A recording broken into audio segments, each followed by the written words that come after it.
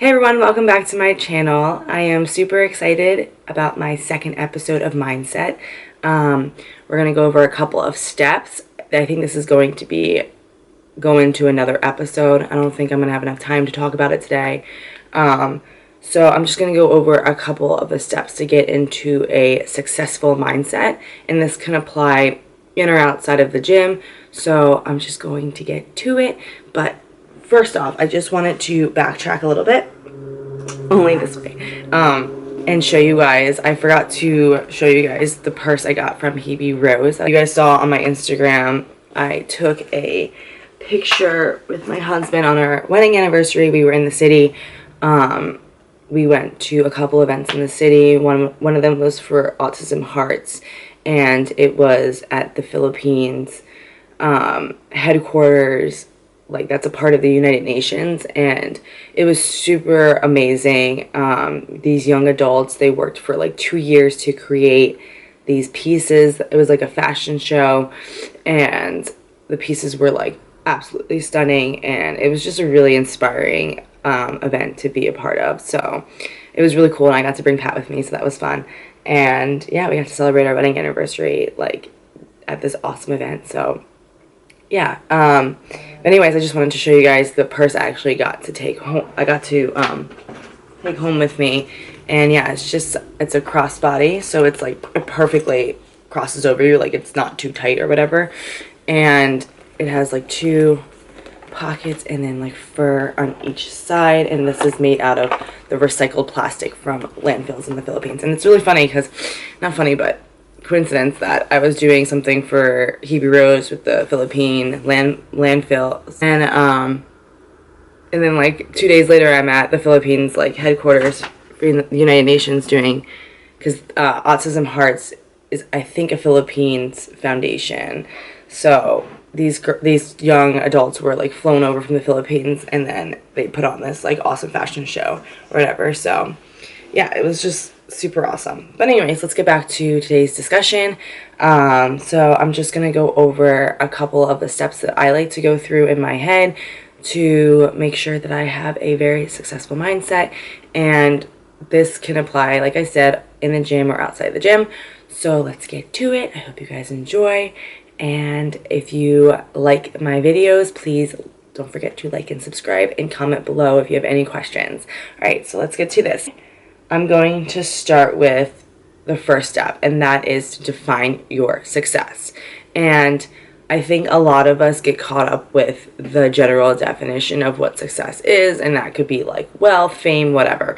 And we need to take kind of a step back and kind of define our success within our life and within our goals. I think it's really important to take some time, set some time aside to kind of reflect and figure out what your goals are and what success looks like for you. Like, what's like that perfect life, that image in your head, that vision. What does that look like to you? And try to write down a sentence to define that success. And then from there, you can go and build goals and try to execute to get to that success. Real success includes defining it on your own terms. So like I said, you don't want to just be following the general definition of success or what other people see success as. Do what you see success as, like what you consider succeeding. Honor the parts of you that make you you and that make you different, because that's what's gonna like separate you from anyone else that's like trying to be successful. And those are like the parts of you that will probably end up making you successful, or the different parts of you. Success has its ups and downs, so facing your fear is the key to your happiness. So don't be scared to try something. Don't be scared to like have your success look a certain way, and don't let fear get in the way of getting there, because failure is a part of the process, and you're never failing, you're never starting over, you're always learning things along the way to progress you forward. It may be like you may be getting stalled, you may be like a hiccup in the road, but you're never starting over, because when you start something new and you learn stuff from it and then you end up failing, you know more than you did before even trying. So don't get discouraged if your goals seem to be big or whatever. Don't let fear get in the way. Instead, let fear fuel it and progress you closer to being successful and succeeding and accomplishing your goals. It's really important to have maintain a self-love practice daily, and I think that that's important because when you hit hiccups in the road and stuff like that, you're not going to be discouraged. Instead, you're going to like think you're worth it, and you're going to be like, yes, I can do this. And by having that self-love practice daily, you're putting into your head that you're worth it, you're good enough, and that you can do this. Maintaining a practice that aligns you with your best self each day is really helpful when trying to be successful in accomplishing your goals. Going just back on the step one, define your own success. So once you come up with that definition and the clear goals, then you can start practicing that daily, and by having that self-love, adding that self-love practice in daily and telling yourself, making affirmations each day, which I'm going to go into more next time. I think setting daily affirmations is a huge part of being successful. Telling yourself that you can do this and telling yourself each day, like reminding yourself what your goals are, and by doing that, I think it really sets in and it helps you get closer to being successful with reaching your goals.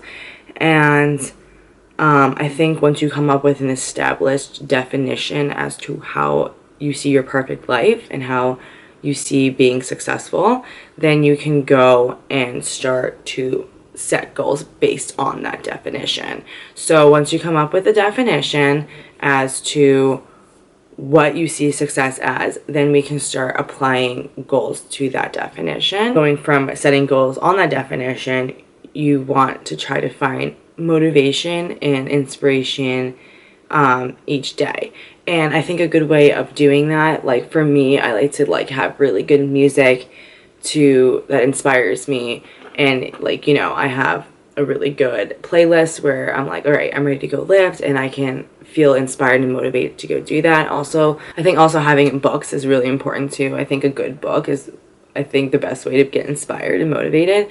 So definitely finding books that apply to your goals or that just make you feel inspired and motivated will really help on days that you're not feeling it.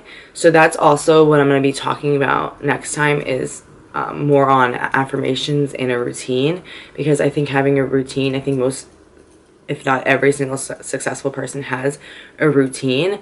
And that also just goes back on like what I talked about last time with habits, having those habits within your routine that get you closer to reaching your goals. Having things that inspire you and motivate you will help you on days that you're not feeling like motivated to go work out or motivated to go chase your goal or work on your goal. That's why I find music to be really helpful, also books, and having that routine also, which I'll talk about more next time. The goal is not just enough. You need to have things that kind of aren't crutches, but like help you kind of get closer and are going to help you on the days that you feel stuck or not motivated. I know that when I have a song that I can just put on and it gets me into that zone, that's the best thing for me when I don't feel like working out or whatever. Also, like I've said in my first intro episode, coffee is a huge part of my routine. It's a huge part of it inspires me and motivates me. It's like I wake up, I have my coffee, I have my first meal, and then I'm ready to go. I have that song and I just get in it, and that's my mindset, and it helps me stay inspired and motivated. So that's what I do, and it really honestly helps to have things that inspire you and motivate you along the way, things that can help you get back into that mindset to go after your goals and create a successful life that you want to live. Creating habits surrounding your goal. I went in on that a lot more last time, just having habits and how we rely on habits when we face tough situations. Creating consistent habits that are going to benefit you and help you get closer to your goal is a huge part of being successful. So yeah, that's pretty much the first couple of steps that you need to kind of get started with having a clear, successful mindset. And these are the things that kind of just help me, is kind of just sitting down, reflecting, and defining like what my perfect life looks like, what success means to me, and then from there setting goals around that definition, and then finding inspiration and motivation to kind of help fuel me through, especially on days that I'm not feeling it. And like I said, I can get that from either music or books, or just even coffee, just having that kind of routine.